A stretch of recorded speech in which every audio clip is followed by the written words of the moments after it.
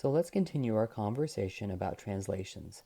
In particular, we will look at vertical translations. So we will be looking at how to shift a graph vertically, up and down. So here we have three functions again. We have f of x equals the square root of x. We have g of x equals the square root of x and then subtract 6. And then we have h of x equals the square root of x and then add 4. Notice the difference between these and what we saw in the previous video on horizontal translations.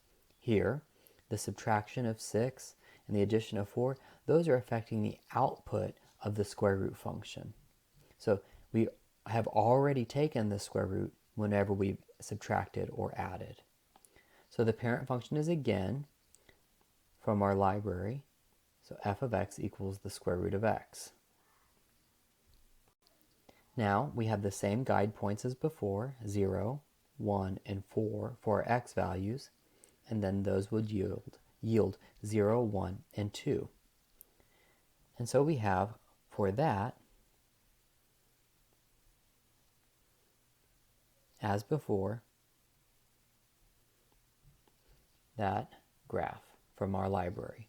Now, look at g of x. So for g of x, we have the square root of x and then subtract 6.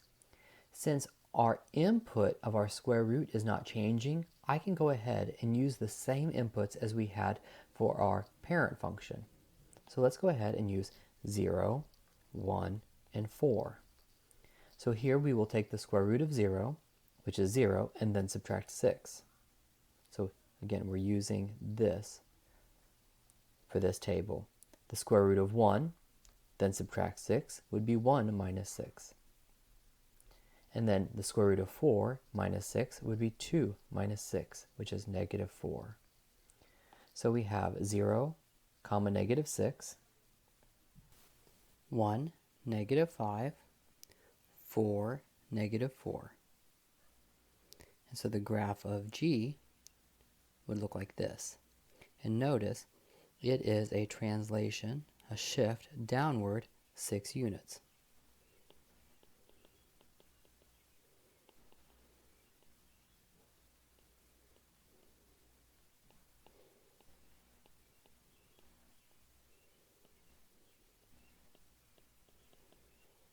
Now let's take a look at h. Again, let's try the same input values, because it's not the input of the square root that's changing, it's the output. After we take the square root of 0, we add 4. After we take the square root of 1, we'll add 4, and we'll get 5. Then take the square root of 4, we'll get 2, add 4, we'll get 6. And that yields for us the following graph: 0, 4, 1, 5, and then 4, 6. And so this is the graph of h. I should have labeled down here, this is the graph of g. So now, what's this tell you? This is the graph, h is a graph that shifts the graph of f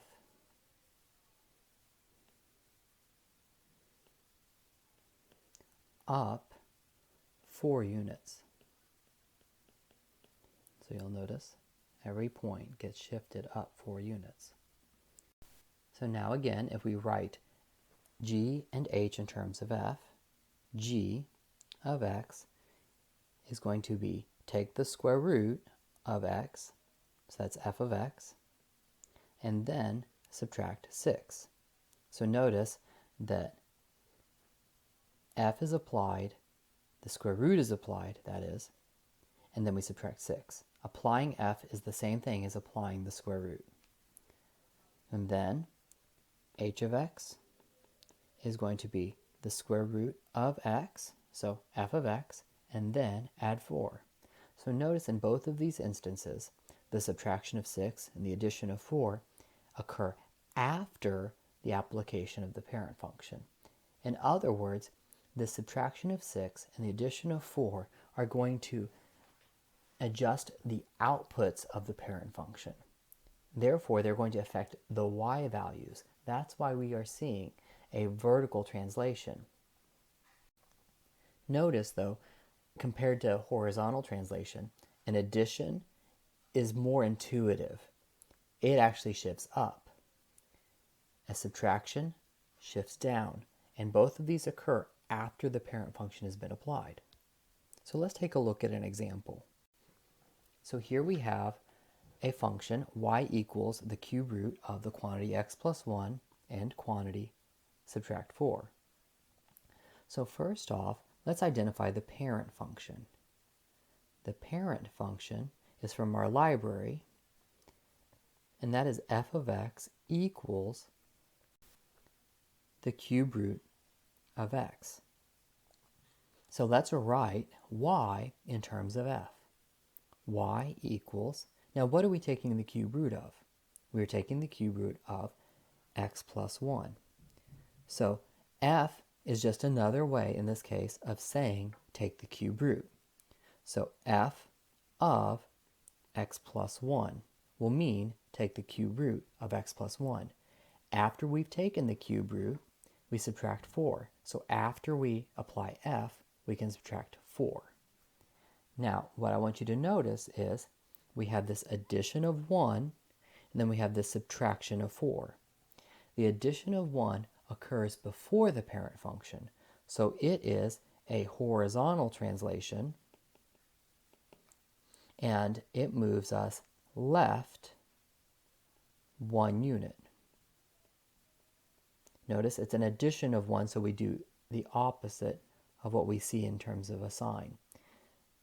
Vertical translation here, and that is down 4 units.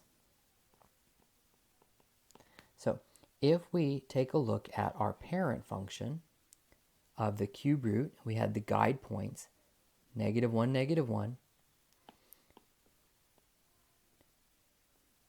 0, 0, 1, 1. It would look like this.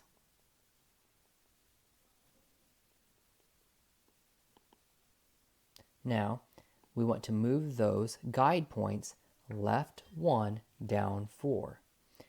So we'll take this guide point, -1, -1, move it left 1, and then down 4. So we have the point -2, -5. Likewise, 0, 0 gets moved left 1 and down 4.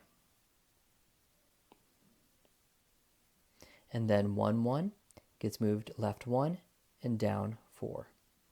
So those are the 3 guide points. And so let's graph.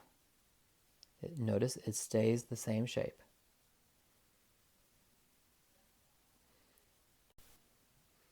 So the final answer is this blue curve here.